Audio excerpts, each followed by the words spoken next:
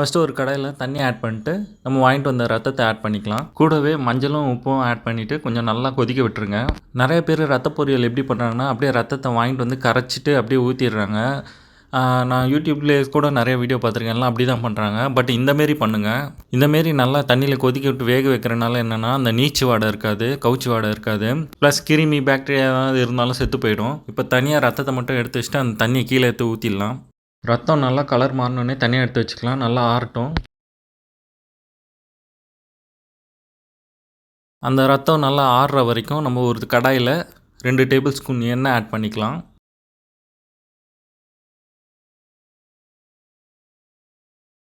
1 teaspoon கடுகு,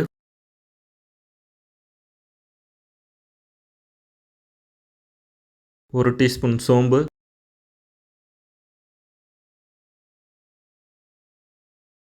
கடுகு இப்போ நல்லா பொரிஞ்சு வரட்டும். சோம்பும் கலர் மாறினதும் நம்ம நறுக்கி வச்சு வெங்காயத்தை ஆட் பண்ணிடலாம். வெங்காயம் 3 வெங்காயம்.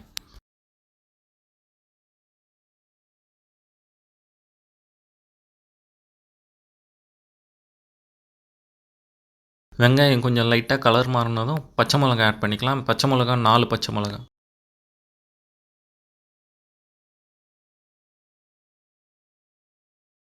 ஒரு கையளவு கருவேப்பிலை ஆட் பண்ணிக்கலாம். வெங்காயம் பச்சை மிளகாய் நல்லா வதக்கிடுங்க. இப்போ வேக வச்ச ரத்தத்தை சூடாக ஆறணுன்னு சின்ன சின்னதாக உடச்சி வச்சுக்கலாம்.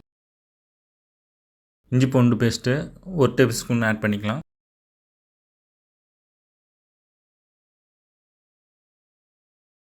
கொஞ்சம் நல்லா பச்சை வாசனை போனதும் வேக வச்ச ரத்தத்தை ஆட் பண்ணிக்கலாம். ரத்தத்தை வந்து இந்தமாரி கையில் பிசைஞ்சும் போடலாம், இல்லை சின்ன சின்னதாக கட் பண்ணியும் போடலாம். நாங்கள் பிசைஞ்சே போட்டுருவோம்.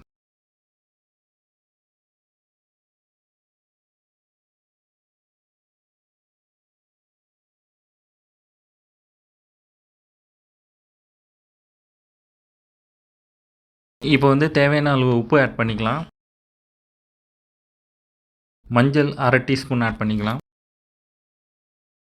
சில்லி பவுடர் 1 டீஸ்பூன் ஆட் பண்ணிக்கலாம். சில்லி பவுடர் வந்து ஆப்ஷனல் தான். நான் கொஞ்சம் ஸ்பைசியாக சாப்பிட்றதுனால ஆட் பண்ணியிருக்கோம்.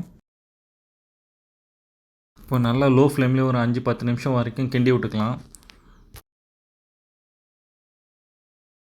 Pepper 1 tablespoon. Pepper add பண்ணிங்கன்னா ரத்த பொரியல் ரொம்ப நல்லாயிருக்கும். சில்லி பவுடர் கூட ஆப்ஷனல் தான். பட் பெப்பர் கண்டிப்பாக ஆட் பண்ணுங்கள். அப்போ தான் டேஸ்ட்டு நல்லா சூப்பராக வரும். இப்போ அகைன் ஒரு 10 நிமிஷம் வரைக்கும் லோ ஃப்ளேமில் நல்லா வச்சுருங்க. இந்த பெப்பர் பச்சை வாசனை போகிற வரைக்கும். அவ்வளோதாங்க, சூப்பரான ரத்த பொரியல் ரெடி ஆகிடுச்சு. இப்போ லைட்டாக கொஞ்சம் கொத்தமல்லி ஆட் பண்ணி ஆஃப் பண்ணிடுங்க. ஹோட்டலில் பார்த்தீங்கன்னா ரத்த பொரியல் 80 ரூபா 100 ரூபான்னு இந்தமாரி விற்பாங்க. ஆனால் நம்ம ஒரு 100 ரூபாய்க்கு ரத்தத்தை வாங்கிட்டு வந்தோம்னா ஒரு 5-6 பேர் வரைக்கும் சாப்பிட்லாம். ஹோட்டலில் விட சூப்பரான டேஸ்ட்டாக இருக்கும். கண்டிப்பாக இந்த வீக்கெண்ட் ரத்தம் வாங்கி இந்தமாரி செஞ்சு பாருங்கள். அயர்ன் சத்து கம்மியாக இருக்கவங்களாம் அந்த ரத்த பொரியல் செஞ்சு சாப்பிடுங்க. சூப்பராக இருக்கும். ஓகே ஃப்ரெண்ட்ஸ், உங்களை நெக்ஸ்ட் வீடியோவில் பார்க்குறேன். பாய்.